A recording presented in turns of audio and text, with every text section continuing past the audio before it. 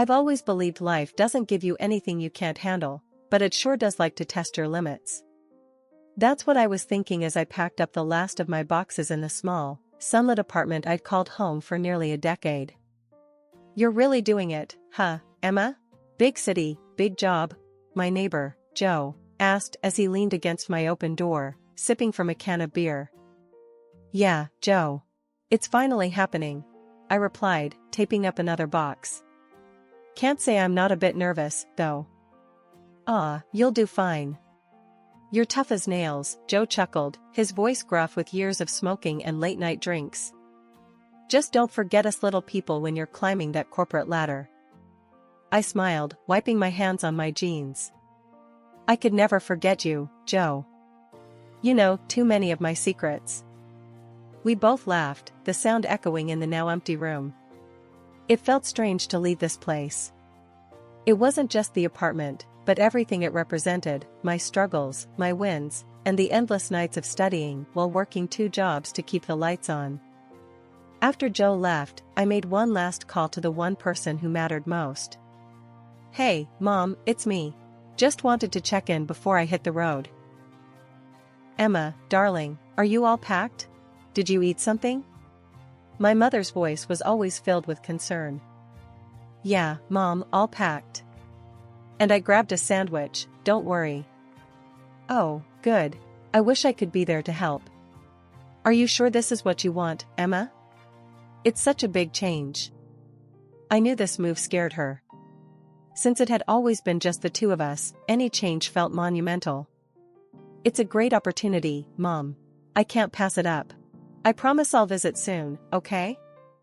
There was a pause, the line crackling slightly. I know, honey. I'm proud of you. Just, be careful, okay? Hanging up, I took a deep breath, looking around the bare room once more. It wasn't just a new job. This was a fresh start, a chance to prove myself, and maybe, just maybe, make my mom proud. Driving to the new city was a blur of highway lines and radio static.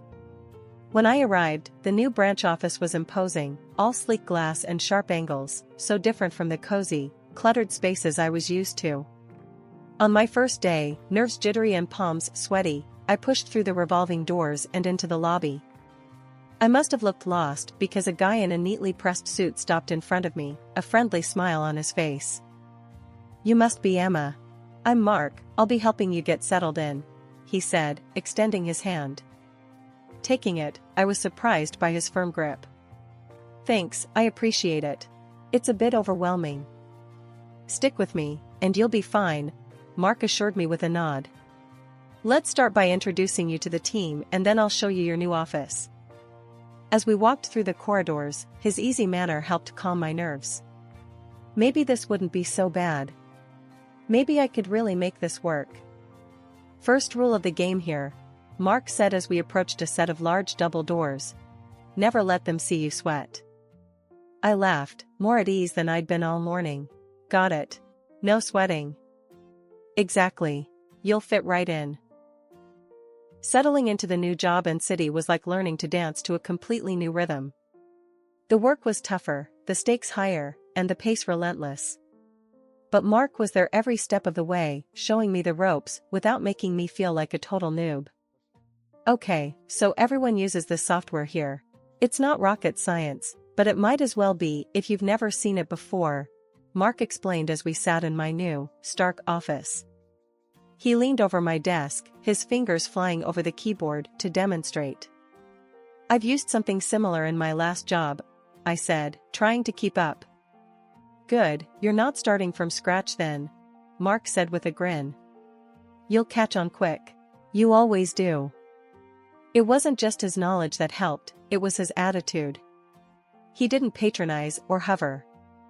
Instead, he was straightforward and, to my relief, had a sense of humor that made the long hours easier. Hey, Emma, how about we grab a coffee? You look like you need a caffeine hit, Mark suggested one particularly grueling afternoon.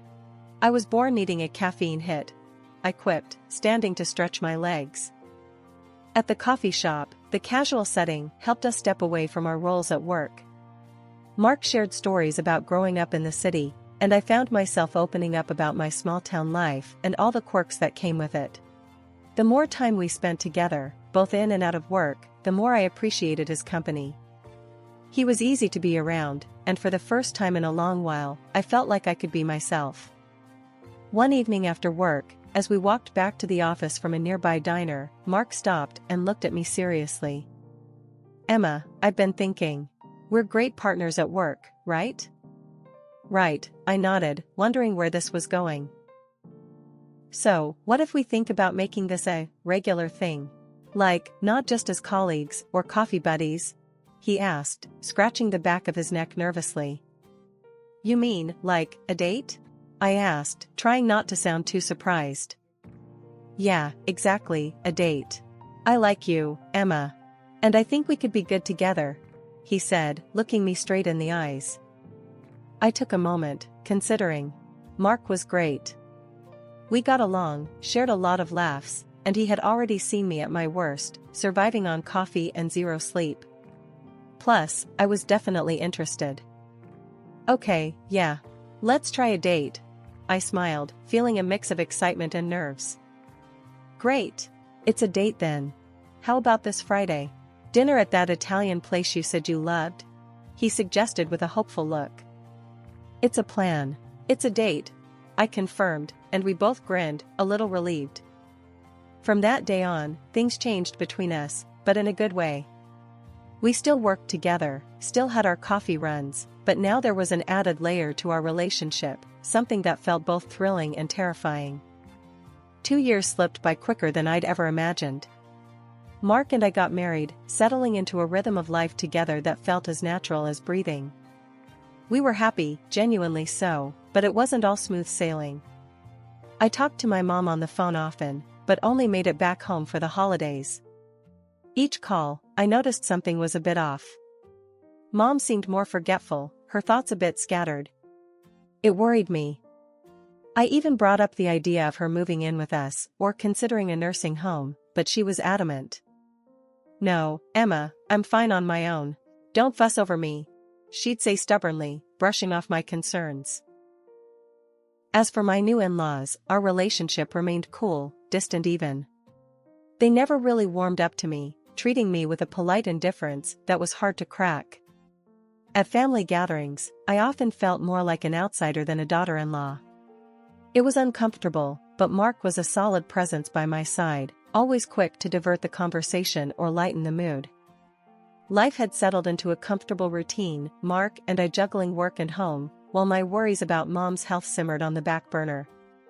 Then, Helen, my mother-in-law, started becoming more involved in our lives, and not in a way I appreciated. It started innocently enough, a phone call here and there, asking if we could pick up some groceries for her since we were already out shopping. "Hey Emma, could you grab me some of that bread I like? Oh, and maybe some of that fancy cheese you got last time? I'll pay you back, promise," she'd say, her voice always upbeat, but somehow it felt forced. "Sure, Helen. No problem," I'd reply, trying to keep the peace and make an effort. But the grocery lists grew longer, and the promises to pay back soon just stopped coming. One day, after I came home tired from a long day at work, I found Mark in the kitchen, sorting through a pile of receipts. "What's all this?" I asked, dropping my keys on the counter. "It's from my mom," Mark said, not looking up. "Your mom? What do you mean?" I frowned, picking up a receipt. It was for a dinner at a high-end restaurant, a dinner I didn't attend. "She's been asking me to pay for a lot of stuff." "She asked you too, hasn't she?" Mark asked, rubbing his temples. "Yes, she has," I admitted, feeling a knot in my stomach. "I thought it was just now and then. How bad is it?" Mark spread the receipts on the counter, showing dinners, groceries, and even some clothes. "It's adding up, Emma. This isn't just a few favors. It's becoming a regular thing." The next day, I decided to confront Helen about it. I called her, trying to keep my voice calm. "Helen, we need to talk about the money," I began. "It's getting a bit out of hand." "Oh, Emma, I thought you didn't mind. Your family, after all." Helen's voice was light, but there was a sharpness to it that I hadn't noticed before. I don't mind helping, Helen, but this is more than helping.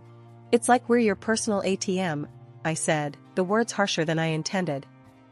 There was a pause, and then Helen laughed, a short, humorless sound.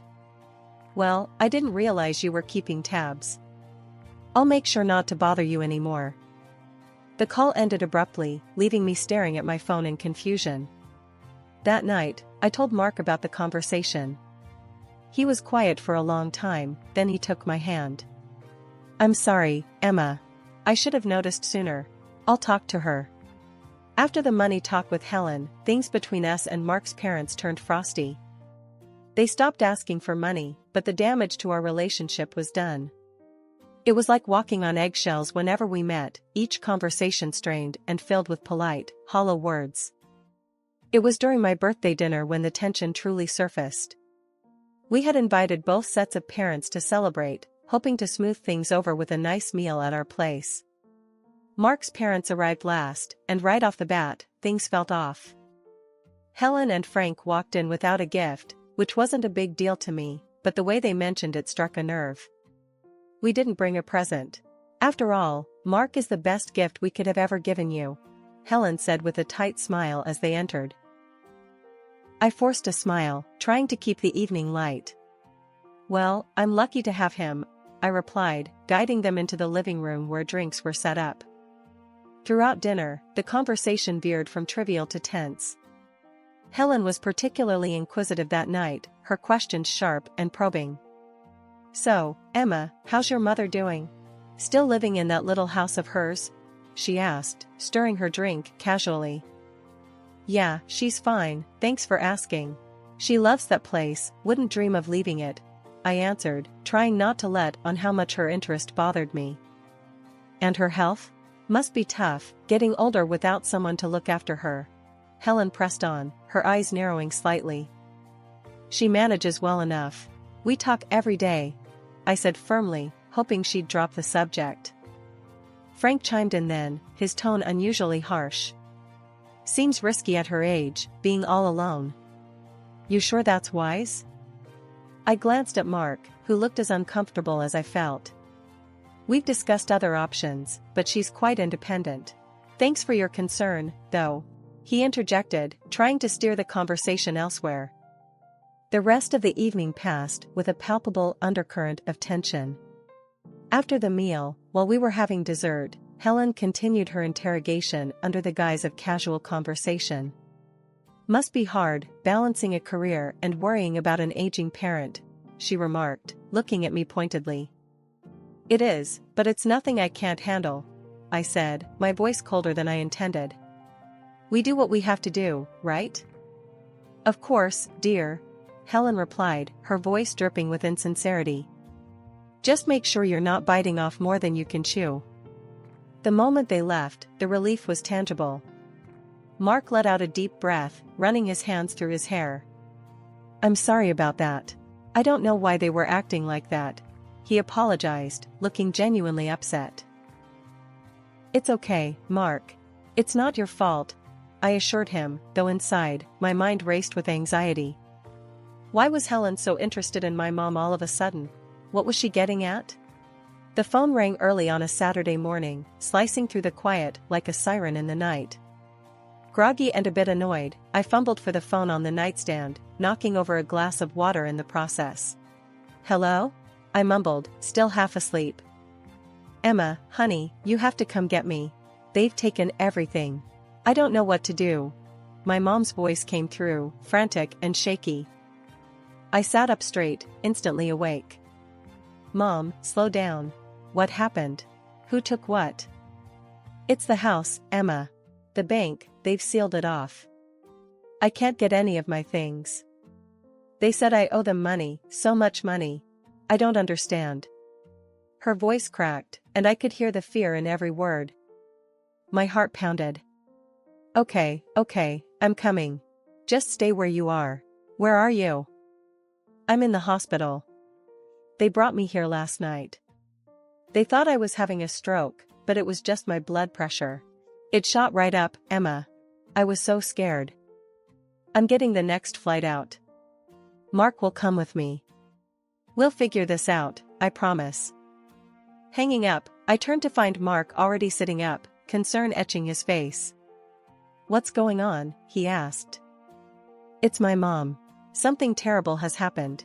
We need to go to her. Now, I said, throwing the covers off and starting to pack a bag with shaking hands. Mark was on his feet in an instant, pulling clothes from drawers without a word. We were a team, and right then, I'd never been more grateful for his support. The flight was a blur of worry and whispered plans. As soon as we landed, we raced to the hospital where my mom was staying. Seeing her in that hospital bed, pale and frightened, was like a punch to the gut. She looked so small, so vulnerable. Emma, oh thank God. She sobbed as I rushed to her side. I'm here, Mom. It's going to be okay, I soothed, holding her hand tightly.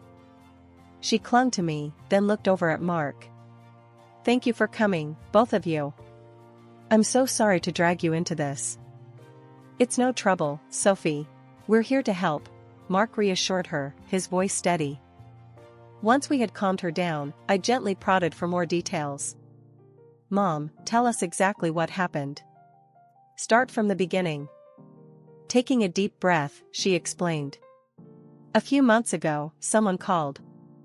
They said they were from my bank and that I had an unpaid loan. For your education, they said. It was so much money, Emma. They told me it was $50,000. I didn't know what to do. My stomach twisted. But, Mom, you didn't take out any loan for my education. It was all scholarships and your hard work. I know, honey, I know that now. But they were so convincing. They knew where you went to school, when you graduated. I got scared. They said they could help me take out a loan to cover it, so I did. I didn't want to bother you with it.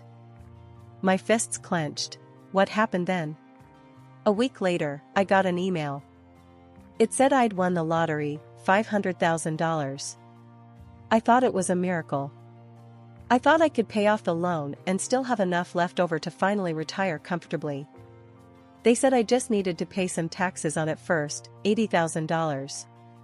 So, I took out another loan. Mom, no. I whispered, horror dawning on me. She nodded, tears streaming down her face. I know, I was a fool. There was no lottery, Emma. It was all a scam. Now the bank has taken everything. I owe more than $150,000, including fines and penalties, and I don't have a penny to my name. Anger surged through me, hot and fierce. We'll get to the bottom of this, Mom. Whoever did this to you, we'll find them. Mark and I were shell-shocked. The phone calls, the emails, and the cascading deceit, it was all too much. But we were clear on our next step, we needed to report this. We drove to the local police station, the morning air feeling unusually crisp as if it too sensed the turmoil.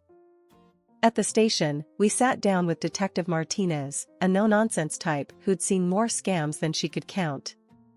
We explained everything, how my mom was duped into believing she owed a huge loan, how she thought she'd won the lottery, and every detail leading up to her financial ruin.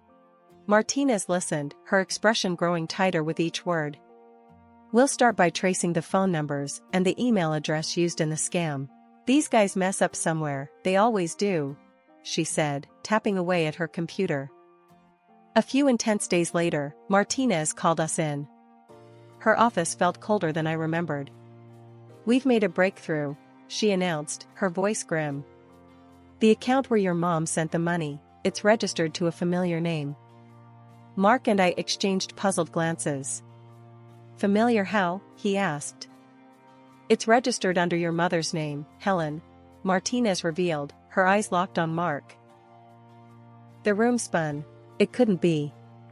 But then I remembered my birthday dinner, how Helen had prodded about my mom's finances, her health, her house. It made a chilling sense. Mark slammed his fist on the table. That's impossible. My mother couldn't do this. His voice broke, strained with disbelief and anger. I'm sorry, Mark.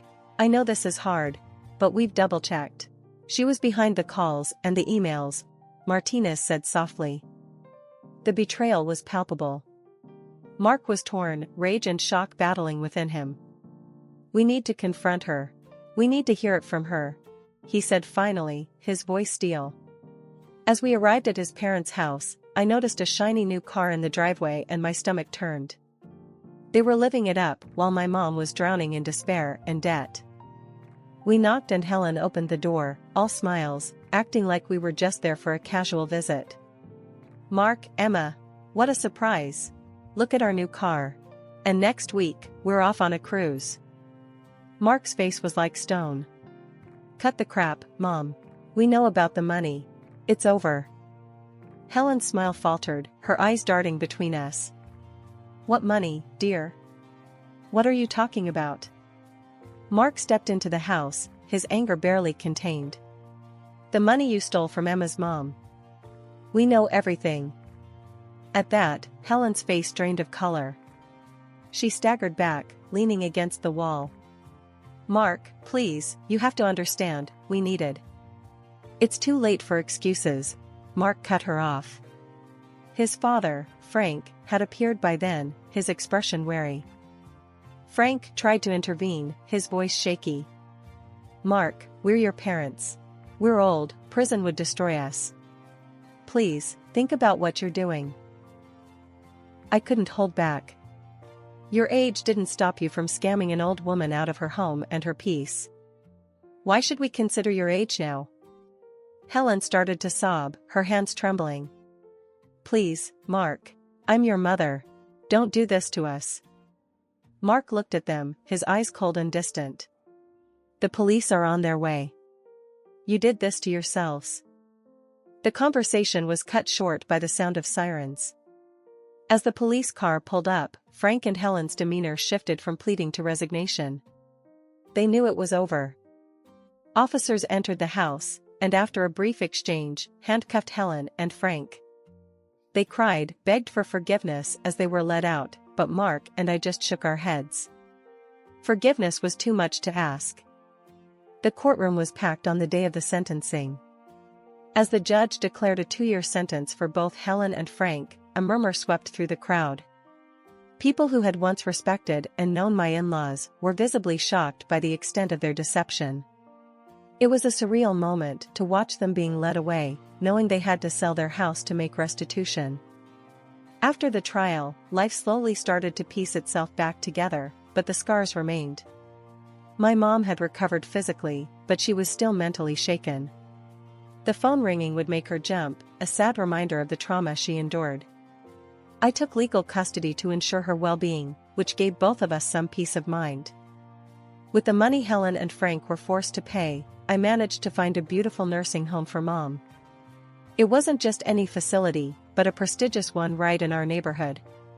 I made sure she had the best care and could maintain some independence within a supportive community.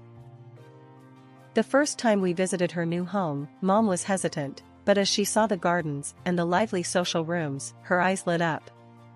It's lovely, Emma, she said, looking around with a cautious smile. It's the best, Mom. You deserve it. And look, it's just 5 minutes from our place. I'll be here all the time, I reassured her, squeezing her hand. She nodded, her smile growing more confident. I like that. Maybe I can get used to answering the phone again here, with all these nice people around. I laughed, relieved to see her finding comfort. You'll be running the place in no time, Mom. As the days turned into weeks, Mark and I found ourselves settling into a new routine. We were expecting our first child, a beacon of hope after a stormy period. The joy of impending parenthood brought us closer, and I often found myself marveling at how Mark stood by me through everything. His unwavering support was my rock. One quiet evening, as we sat in our living room, Mark wrapped an arm around me. How's your mom today? Settling in still? She's good, getting better at making friends. And she started a little garden project, I replied, resting my head against his shoulder. That's great. She's strong, like her daughter, he said, kissing the top of my head gently. Our lives had changed irrevocably. There was no more contact with Mark's parents, that bridge was burned for good. Yet, in its ashes, we found the strength to rebuild. We focused on the future, our family, and all the love that remained unshaken by the past.